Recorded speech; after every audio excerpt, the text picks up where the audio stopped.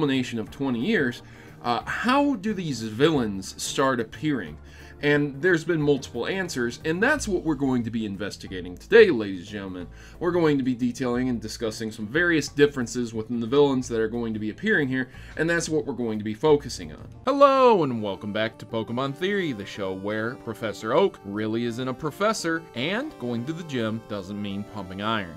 Unless you're in Dewford Town, which is a literal gym. It is detailed that Giovanni is the leader of Rainbow Rocket, Team Rainbow Rocket, and they're going to be appearing in the Alola region.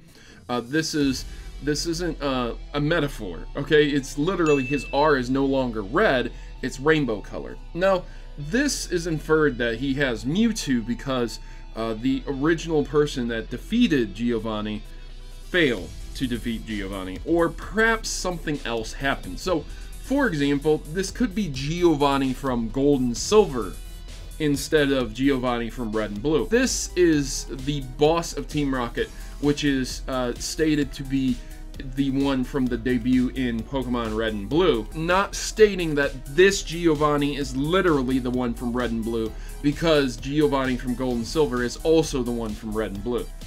It could have potentially been that Red failed to defeat Giovanni, and that is why he has Mewtwo. But then again, it could just be that he went back or he got him out of the cave, because Mewtwo is not a prerequisite for Red to capture.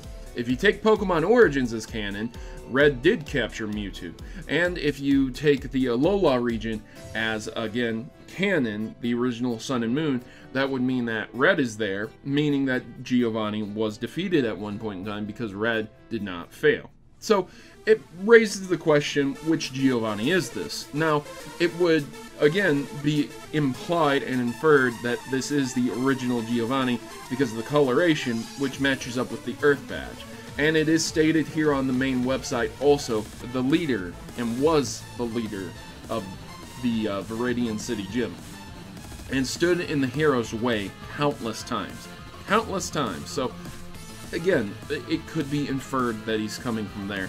And since there's no real villain from Gold and Silver, you don't see the Team Rocket executives returning to serve Giovanni, you just see Giovanni. There's a good question on which one, which Giovanni that is. Giovanni was defeated by Gold, canonistically, if you follow the games in the Celebi event in Gold and Silver. So, even though he was defeated, it didn't mean that he wasn't going to return, as he did vow one day to return and resurrect Team Rocket. Now, continuing on, the next biggest villains that are shown is Archie and Maxie. Now, this is what leads the biggest debate on where these villains come from. So, this is where the whole idea of alternative universes come from. So, each and every one of these villains comes from an alternative universe where their plans had originally succeeded. Maxie and Archie are the two biggest problems with this, in that they are not their Omega Ruby and Alpha Sapphire remake counterparts. So again, in those games, if you didn't play those games, it is mentioned that these are alternative universes where things may have taken a split, where the original games went forward and where these games split off and the remakes split off, and that these guys, the Omega Ruby and Alpha Sapphire, Maxie and Archie, are the ones from the split off, meaning that Mega Evolution took place, things changed, things were completely different, whereas the main games took place and those things did not occur in the way that they did. You have a very different looking Maxie and Archie, which would not line up with what's coming in with Ultra Sun and Moon, where Archie and Maxie are their original Ruby and Sapphire counterparts. You can see the very differences in the designs and the artwork from Ruby, Sapphire, and Emerald versus Omega Ruby and Alpha Sapphire, and the Ultra Sun and Moon definitely line up with the original Ruby, Sapphire, and Emerald, and not the Omega Ruby and Alpha Sapphire, okay? These evil team leaders did accomplish their goals. Giovanni succeeded in his goals in his timeline, okay? So let's just even say he was defeated by Red and Gold. He went back to Kanto, captured Mewtwo, and proceeded to resurrect Team Rocket. Without Red or Gold there to stop him for whatever reason, he was able to, in that timeline, completely steamroll over all of the regions and ended up in the Alola region for hunting Ultra Beasts, I guess. I don't know. For whatever reason, he's there, okay? And then he learned of the Ultra Beast's wormhole technology and abilities to use said tech to open up these wormholes on his own, with his own desires, and control these Pokemon to do so, reaching in to grab these enemy teams. And he learns of them through his own success and conquest in his own timeline, because he encountered them and he had to overcome them. But he reached through in their timelines, in another dimension, in another reality, where they had completed their quests, where Maxie wanted to completely eradicate the sea pretty much, and Archie wanted to fill the world with water, and he pulled them through, and now they're serving him. Now the question is, you know, how do you get a guy like Cyrus from Team Galactic to listen to you when he's formulated his own perfect world in the distortion realm? Or maybe he just completely did whatever he needed to do with Pokemon and created his own unique world. He was the god of his own world. How did Giovanni pull him through? Just grabbed him by the collar, ripped him through, and said, hey, you're serving me now. Like, what? You know? So that's a good question. Getsus is a little bit different because he would just be ruling the world itself without Pokemon, because every trainer wouldn't really have Pokemon, and only select few trainers that he deemed worthy would have them, and he would have the most powerful, so no one could fight against him. So that makes sense, okay? So of course Giovanni had Mewtwo, Getsus had some legendary Pokemon, okay, whatever. Giovanni had very powerful Pokemon to subjugate him.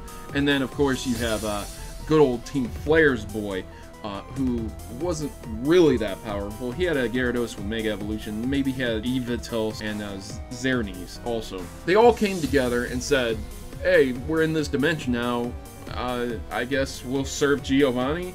Like, it's really difficult to see their motivations for coming to this dimension if in their own alternative realities and timelines they had succeeded. So in a world with no Pokemon, or in a world with no people, or, you know, in a world that is completely just ground, in a world that's completely sea covered, how would you convince these villains to work for you, especially if your ambition is just greed?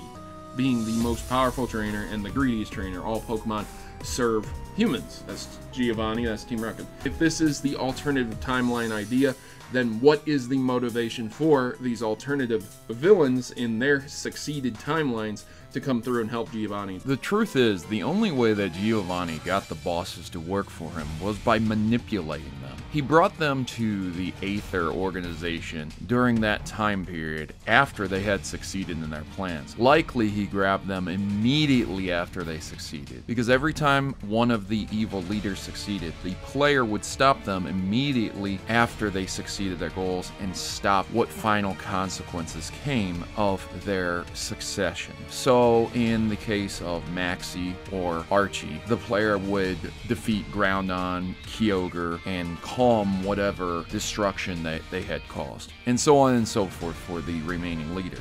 The only leader that actually knew what was going on was Getsus, and Getsus planned to manipulate and use Giovanni to his own ends. But in the end, Giovanni was stopped by Corylus, the player, and Lily, and Team Rainbow Rocket was seemingly disbanded until they came to Pokemon Masters. Because Giovanni was able to get the Aether devices to travel between worlds, we don't know where, when, or the next time Giovanni will appear. But one thing's for sure, he definitely visited every timeline we ever were in. And so that's how Giovanni united all of the leaders against the player in Pokemon Ultra Sun and Moon.